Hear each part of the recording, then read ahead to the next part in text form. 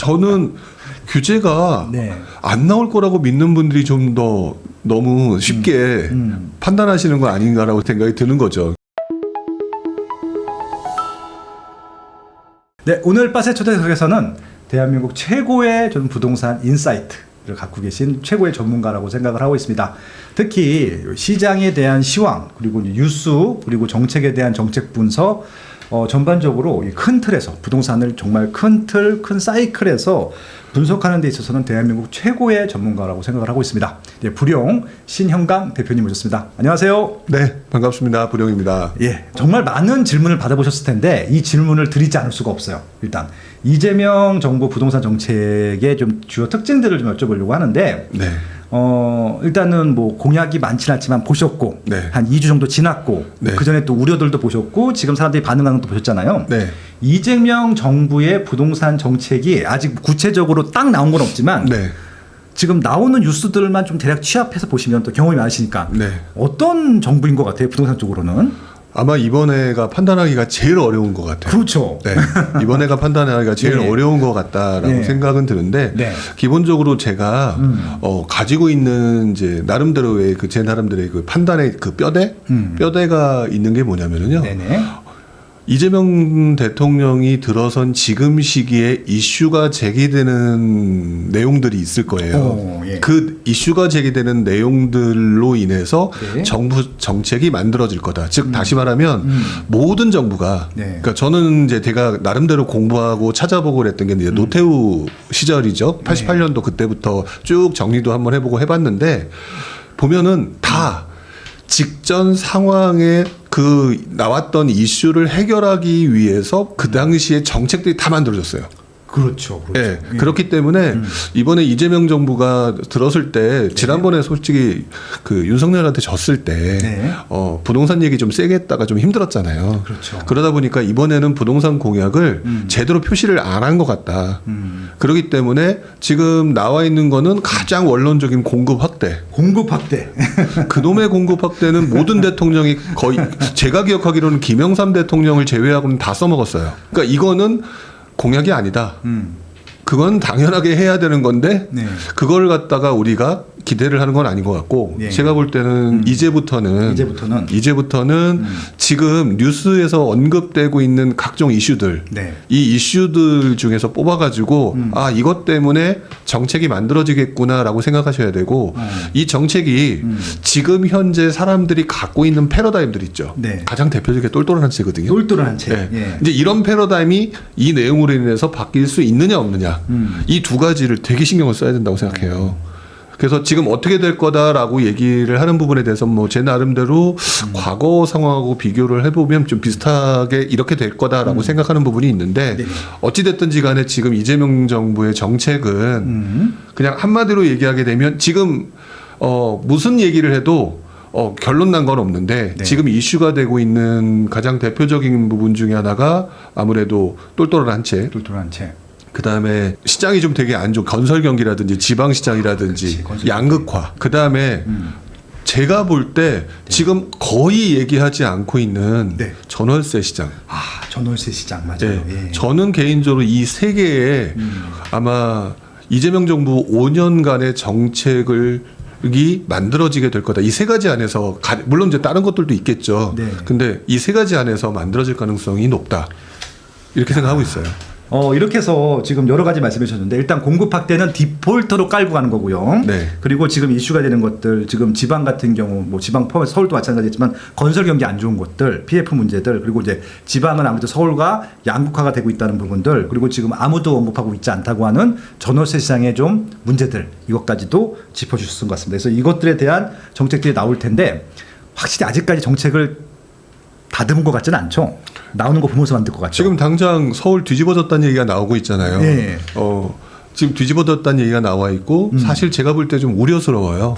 우려스러운 부분이 지금 극단적으로 표현하게 되면 네. 우리 가끔 가다 보면 이제 주식 시장의 광풍, 그다음에 부동산 시장의 광풍 네. 이럴 때 보면 우리 표현할 때 조금 저급한 표현이지만 눈이 돌아갔다. 눈이 돌아갔다. 이런 표현 많이 쓰잖아요. 네네네. 지금 보면은 좀 그런 모습이 좀 강하거든요.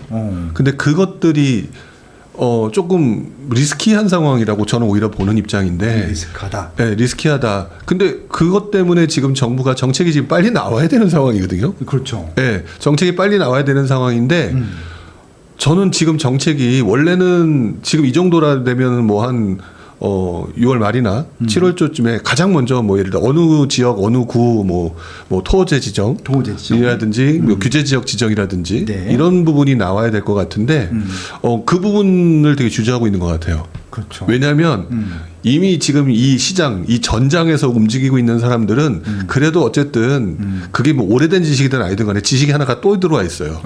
그 대결할 만한 풍선 효과. 그래서 지금 이거를 지정하는 순간, 예를 들어 뭐 성동구를 뭐 어떤 걸 지정했다. 예, 마포 성동했다.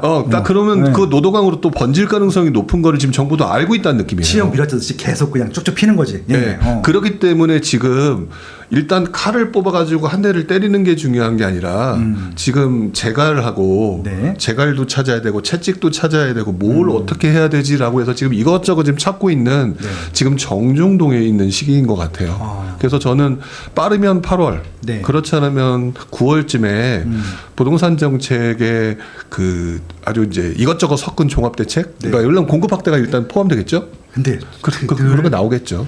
8월 달에 그런 대책이 나오는 것 같아. 그러니까 그쵸? 보면은 예, 신기해. 아주 재밌는 게 6월 달에도 좀 나왔고 네. 뭐 그다음에 8월 달, 9월 달 이렇게 보면 네. 제일 자주 나오는 게 8, 9월하고 네. 12월에 많이 나왔던 거예요. 그러니까 12월 달은 또 연말 넘어가는 거니까. 예. 예, 그래서 8월 달에 내려올 가능성이 높다. 일단 그것까지 말씀해 주셨습니다. 근데 아까 말씀해 주신 것 중에 전월세 시장이 좀 언급을 안 하고 있다고 하셨었는데 전월세 시장은 어떤 것들을 우리가 좀 생각해 보면 돼요? 저는 지금 아까 말씀을 드린 것 중에 그 좀 서울시장이라는 거 지금 과열 쪽으로 좀 접어들었다라고 말씀드렸잖아요. 그렇죠. 예. 이 과열 쪽으로 접어들었을 때는 다들 매매를 생각하고 있지 전월세를 생각하고 있지는 않다. 그렇죠. 네. 그래서 지금 전월세 시장에 대한 관심도가 떨어지는 거거든요.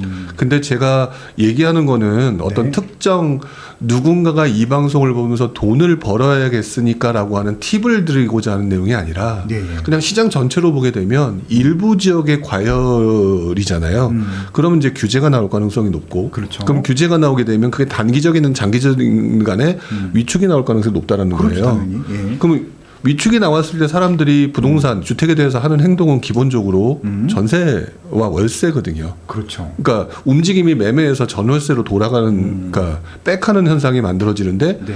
문제는 우리가 관심이 없어서 그렇지 전월세 시장의 불안의 강도가 네네. 우리들이 집값이 상승에 관심이 있어서 얘기하는 공급 부족이 영향을 미칠 거다라고 하는 부분에 대해서는 지금 간과하고 있다라는 느낌이 든다는 거죠. 그렇죠. 그렇죠. 그래서 전월세 시장이라는 게 지금 아주 지금 기하급수적으로 이런 문제입니다라고 얘기가 안 되고 있어서 그렇지 저는 1, 2년 안에 혹시라도 시장이 정부가 이제 잘 틀어막는다 지금 굉장히 좀 과열되고 있는 부분들을 어느 정도 네네. 틀어막는다라고 하게 되면 네. 본격적으로 그게 부작용이 발생할 가능성이 높다라고 보고 있어요. 그 대표적인 실제 사례가 저는 이명박 대통령 시절이었다고 생각하고요. 그러니까 이명박 대통령 시절에 바로 전 단계가 노무현 대통령이었고 그쵸. 그게 이제 여러분이 잘 아시는 것처럼 이명박 대통령이 들어섰을 때가 2008년이에요. 그렇죠. 그러니까 2007년 12월 달에 대선을 했고 네. 그다음에 2008년부터 들어왔는데 네. 그때 상황하고 비슷한 부분이 상당히 많아요. 일단 첫 번째로는 그때 바로 직전, 아까 제가 직전 상황 얘기했잖아요. 직전 상황에 노무현 대통령 시절에는 말 그대로 부동산 시장이 폭등이었고, 폭등이었죠. 예, 폭등이었고 여전히 많은 사람들이 집을 사고자 하는 욕구가 강했었고, 네. 그리고 여러분들이 지금 굉장히 믿어 의심치 않고 있는 똘똘한 한 채라고 하는 심리가 여전히 그때 강했던 시기였었거든요. 근데 이명박 대통령이 당선되고 난 다음에 깜짝 놀랄 만한 게 그 당시 9월 달에 금융위기가 터졌잖아요. 그렇죠. 근데 금융위기가 터지기 직전인가 제가 그때 3월인지 6월인지 지금 정확히 기억이 안 나는데 네. 그때 이명박 대통령이 딱 들어서면서 했던 대책이 네. 지방시장 정상화 대책이었어요. 지방시장 정상화 대책. 네, 그게 6월이었는지 3월인지 지금 정확히 기억은 안 네. 나는데 아마 여러분들 그 찾아보시면 아시겠지만 네. 그때 직전 상황이 노무현 대통령 시대에 서울의 똘똘한 한 채가 미친 듯이 올라가는 그 상황에서 그렇죠. 그때 지방은 박살난 지가 한 2004, 5, 3년부터니까 4, 5, 6, 7, 8 약 5년간 박살나 있는 상황이었거든요. 그렇죠. 대구 미분양 네. 역대 지금 미분양 많은데 그때 미분양에 비해서는 진짜 세 발의 피야. 지금 반도 안 돼요. 예, 그때 진짜 네. 전체가 막 아무튼 대구 끝내주게 미분양 많았었어요. 네, 맞아요. 그랬던 그 네. 상황이었기 때문에 그때 그 제일 먼저 이명박 대통령이 들었으면서 네네. 만들어낸 대책 중에 하나가 지방시장 정상화였거든요. 그렇군요. 근데 지금 상황으로 보게 되면 지방에 대해서 지금 아우성들을 치고 있잖아요. 그러네요. 네. 오. 그렇기 때문에 지방시장 정상화 대책이 만들어질 가능성이 예전에도 직전 상황 때문에 그렇게 이명박 대통령이 그거를 진행을 했고 그게 2009년까지 진행이 돼요. 네네. 2009년까지 진행이 됐었거든요. 네. 근데 재밌는 거는 이명박 대통령도 어쨌든 당선이 되고 그 당시 이제 이명박 대통령들의 부동산 투자자들이 기대했던 게 뭐냐면 건설사 사장 출신이니까 회장 출신이요. 네, 현대건설 회장 출신이요. 회장 출신이고 네. 그 정도 되니까 건설 시장 알고 부동산 잘 아니까 그쵸, 그쵸. 부동산 시장 살릴 네네. 거다라고 얘기했는데 그런 믿음이 결국 그해 상반기 그 다음에죠. 2009년 상반기에 강남 재건축을 포함한 모든 강남권 지역들이 급등하는 상황이 만들어졌을 때 그때 DTI 규제라고 하는 규제로 그쵸. 그냥 시장을 죽였거든요. 그리고 보금자리로 또 한 번 죽이고 그렇죠. 물량으로 죽이고 대출로 줄이고. 예. 근데 이제 그때 그 죽였던 그 상황이 그래서 지금 떨어진다 뭐 이런 얘기를 하고자 하는 게 아니라 제가 말씀드리는 거는 네. 결국 그 당시에 정부 그게 그 당시가 그게 한나라당이었는지 새누리인지 모르지만 하여튼 네. 그 당 입장에서 네.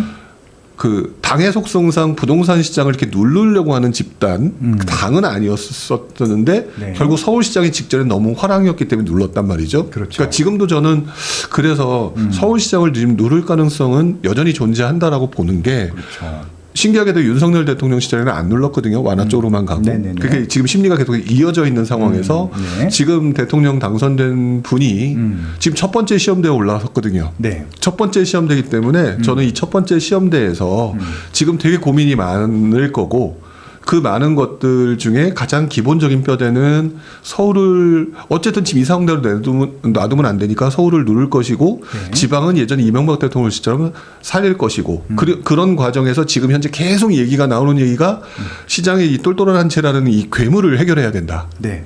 뭐 아니면 시장의 양극화를 해결해야 된다. 이게 지금 언론지상에서 워낙 많이 나오잖아요. 그렇죠. 그러니까 그쪽 방향으로 갈 가능성이 되게 높다라고 생각하는데 그게 바로 이명박 대통령 시절의 모습과 비슷하다는 거죠. 그러면은 그때 상황과 그때 했던 것들을 좀 반면교사 삼아서 지금 전략을 짤 수 있나요? 그러니까 저는 지금 그래서 네. 지금 서울에 지금 들어가시는 분들 되게 부담스러우시잖아요. 저는 그래서 지금 같은 경우는 서울을 사라 말아라고 하는 의견의 결론을 원하시겠지만 그거보다 단기적으로는 지금은 들어가는 건 좀 아닌 것 같아요. 그래서 결국은 이제 그 규제를 문재인 정부 때처럼 하지 않겠다라고 일단 구두로는 약속을 했어요. 그래서 이제 규제 없는 공급 확대를 하겠다. 오늘도 보니까 기사가 나왔던데 규제 없는 공급 확대하면은 이 얘기를 한 것만으로도 부동산 시장은 안정화될 거다라고 또 이한주 위원장님이 또 오늘 인터뷰했더라고요. 그러니까 결국에는 네. 저는 그분들이 결국 우리들의 표현으로 말하면 정치인이거든요. 예. 정치인들은 말로 먹고 사는 분들이기 때문에 말 한마디를 어떻게 하느냐에 대해서 되게 신경 쓰시는 분들이잖아요. 그렇죠, 그렇죠. 예. 저는 그분들이 일종의 그 각종 정책을 필 때 했던 그런 내용들 있잖아요. 네네. 그 내용들을 보면서 감탄할 때가 있거든요. 어. 그러니까 지금도 그런 내용이라고 생각하기 때문에 여러분들 그걸 갖다 너무 고지고대로는 받아들이지 않으셨으면 좋겠어요. 예를 들어서 우리들이 알고 있는 네네. 분양가 상한제. 분양가 상한제. 뭐 분양가 상한제 폐지 뭐 그다음에 뭐 다시 재시행 네네. 이 내용이요. 지금은 이제 우리 표현에 의하면 굉장히 지금 분양가 상한제라고 하는 용어가 되게 익숙해져 있잖아요. 그렇죠. 근데 한 20-30년 전에는 분양가 상한제라는 말을 당시 어떻게 썼냐면은요.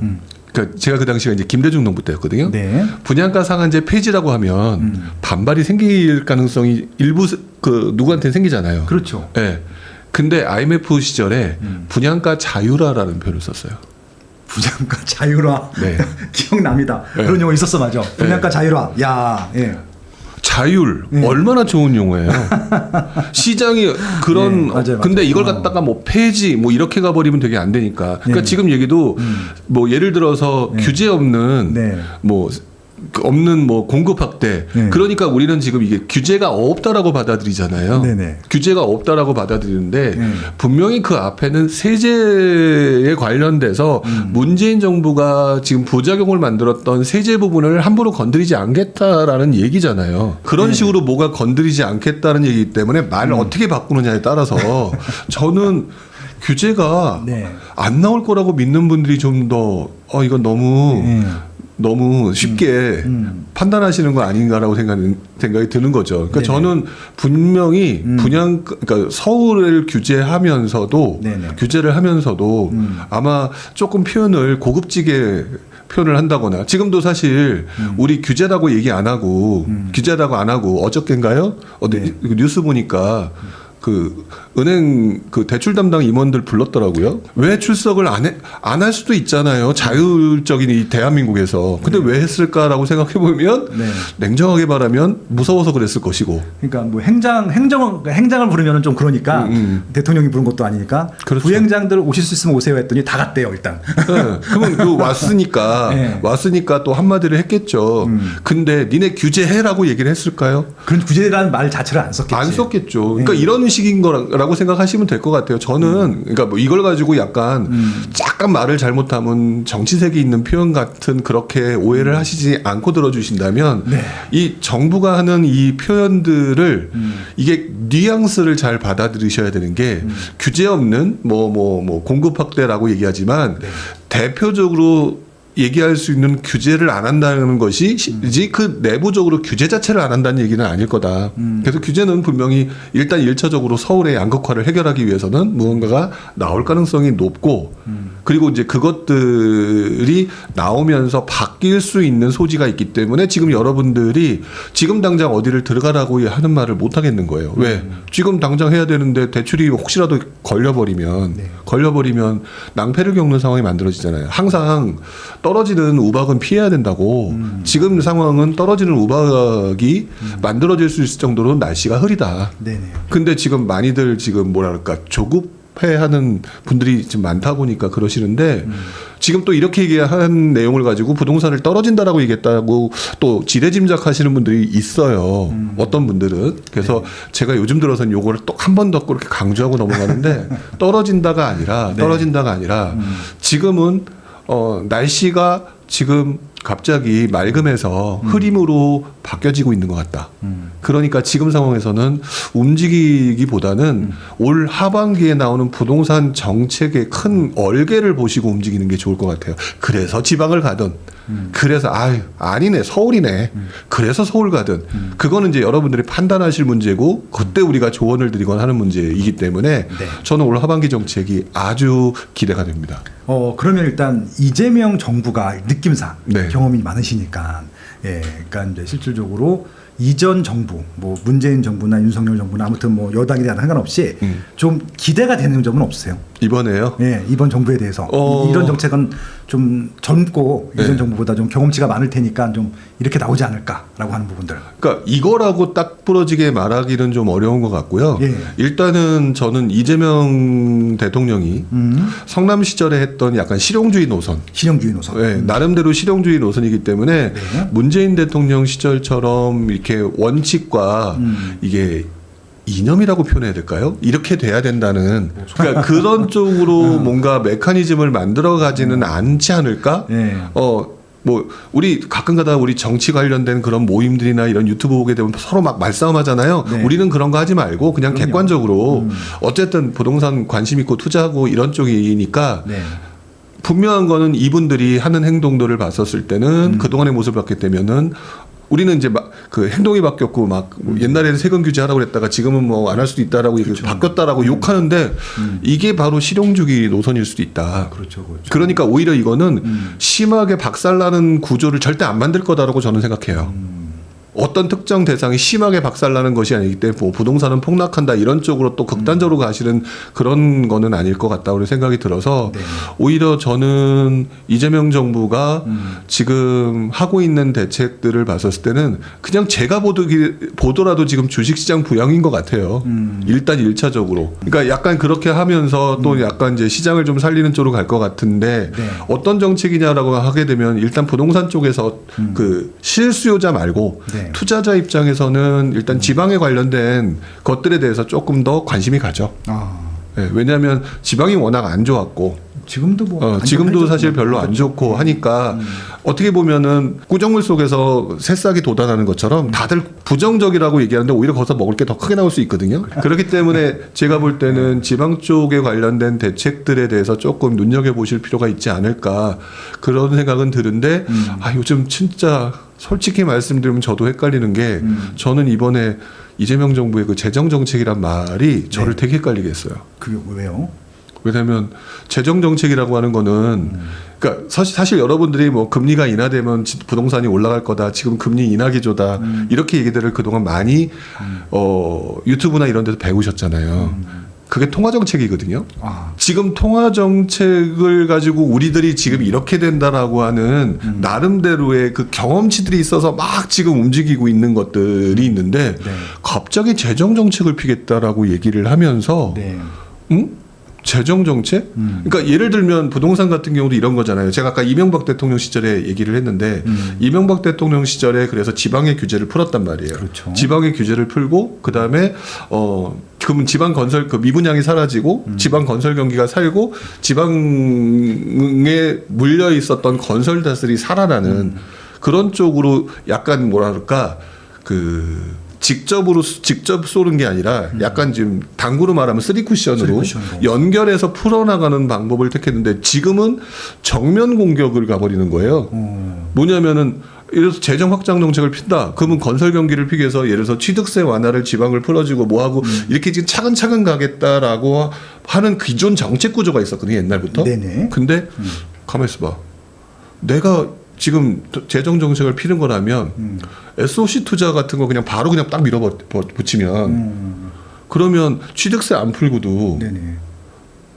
그 흔히 말하는 아까 말했던 건설 경기를 살리는데 일조를 할 수 있지 않을까?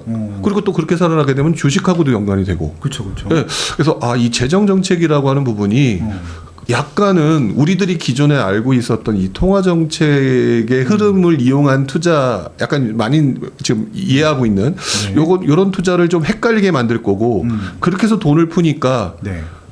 이게 재정 정책과 통화 정책은 그냥 가자가 아니거든요. 네. 동시에 다발적으로 가자가 아니라 얘가 움직이면 얘는 좀 조절하고 얘가 가면 얘는 조절하고 이게 맞는 건데 그러면은 통화 정책에 우리가 금리가 엄청나게 인하될 거다라고 기대하면서 지금 대출을 이빠이 받는 분들도 계시는데 그것도 7월달에 DSR 3단계 시작되기 전에 6월달까지 받아야 된다. 그럼 땡겨야 된다라고 얘기를 하는데 어떤 면에서는 그러면 금리 인하 기조가 상당히 지연될 수 있다. 그러면 여러분들이 원하는 금리 인하 기조가 지금 뭐 한 2% 정도로 떨어지기를 원하는 거잖아요.